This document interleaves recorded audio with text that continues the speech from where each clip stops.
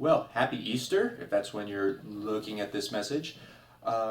It's really intimidating to talk about the most important day of all of history, and we can't exhaust it. We can't even come close to talking about everything that we should. And so I encourage reading different reflections, different homilies, looking online for different things about Easter because you really just can't exhaust the importance of this day.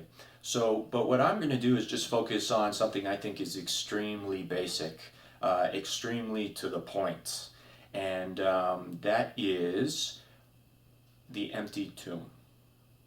Okay, so something happened on Easter morning. Just something happened, and we have to face that. Okay, it's kind of like the question about Jesus himself that C.S. Lewis poses. Who is Jesus? He's either a liar, he's either a lunatic, or he's God. Okay, because he claimed divinity. It's the same thing when we looked at Easter Sunday. His disciples go to the tomb and it's empty. We have to ask ourselves something. The story that got spread around was that they hid the body. Okay, that's the rational explanation. All right, they hid the body. Or some have gone so far as to say he survived his torture and crucifixion and the piercing of his heart with a spear. So whatever. So there's some kind of explanation for it there. That doesn't seem to explain the fact that whatever happened on that Easter Sunday, it created the greatest religious movement of all time.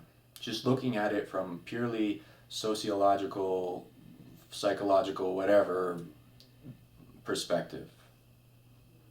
Something happened on Easter Sunday, and each of and every one of us has to decide, what do I say happened that day? What do I think happened that day?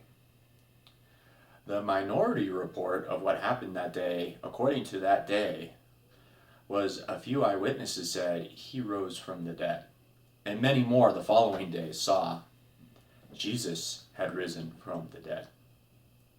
And it caused them such joy, such peace.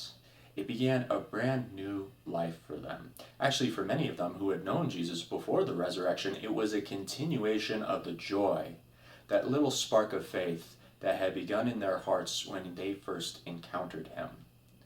But the resurrection confirmed everything.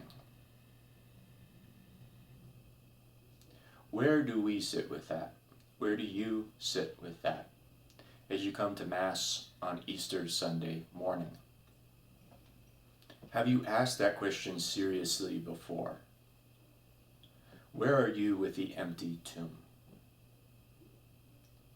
Is it truly a historical event? Or did they just hide the body? Have you asked Jesus for the answer? This is serious. This is as serious as it gets, because St. Paul says if Jesus did not rise from the dead, then we are the most pitiable of all peoples. We're still in our sins. There's no point. We need to take this extremely seriously. And so what I would do this Easter, before we do everything else, make sure you go to Mass, obviously, is to ask Jesus to reveal himself to each and every one of us. We need to pay attention to our thoughts, our feelings, and our desires. And we need to ask God, God, reveal yourself to me, and let me know that you did in fact rise from the dead. And that has the most profound implications in my life. It gives me permission to be joyful. It gives me permission to be hopeful. It gives me permission to be giddy, if you will, because now the gates of heaven are open. And if I follow this risen Lord, one day I may see him in heaven face to face.